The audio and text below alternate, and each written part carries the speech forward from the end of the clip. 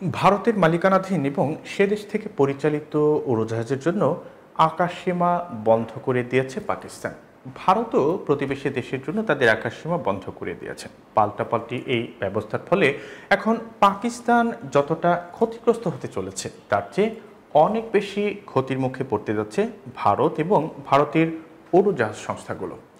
পাকিস্তান আকাশসীমা বন্ধ করে দেওয়ার কারণে এখন শত শত ভারতীয় ফ্লাইট চলাচল বিঘ্নিত হচ্ছে। এতে ভারতীয় এয়ারলাইন্সের ফ্লাইট পরিচালনায় জ্বালানি এবং ট্রানজিট খরচ উভয়ই বেড়ে যাচ্ছে।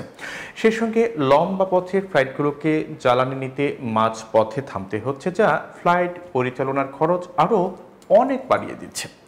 ভারত নিয়ন্ত্রিত জম্মু ও কাশ্মীরের পহেলগামে পর্যটকদের উপর বন্দুকধারীদের হামলার পর পাকিস্তানের বিরুদ্ধে বেশ কয়েকটি পদক্ষেপ নিয়েছে ভারত সরকার।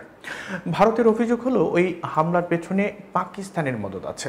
ভারতের ব্যবস্থা গ্রহণের পর পাকিস্তানের জাতীয় নিরাপত্তা কমিটি এটি বৈঠক করেছে। এতে ভারতীয় উড়োজাহাজের জন্য পাকিস্তানের আকাশসীমা বন্ধ করে দেওয়ার সিদ্ধান্ত নেওয়া হয়েছে। সব ধরনের উড়োজাহাজের উপর ওই নিষেধাজ্ঞা কার্যকর থাকবে।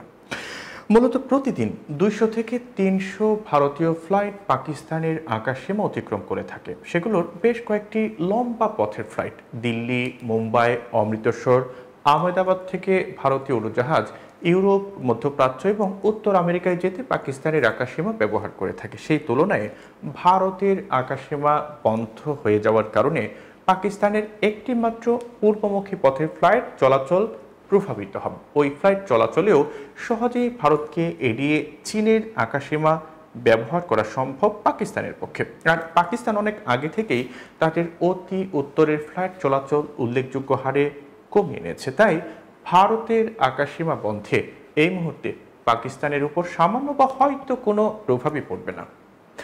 পাকিস্তানের আকাশসীমা বন্ধ হওয়ার কয়েক ঘন্টার মধ্যে বেশ কয়েকটি ভারতীয় ফ্লাইটকে ব্যয়বহুল পথ ঘুরে যেতে হয়েছে। পথ বেড়ে যাওয়ায় আবার জ্বালানি নিতে মাঝপথে বিভিন্ন দেশে নামতে হয়েছে। যেমন এয়ার ইন্ডিয়ার টরেন্টো দিল্লি ফ্লাইটকে জ্বালানি নিতে কোপেনহেগেনে নামতে হয়েছে।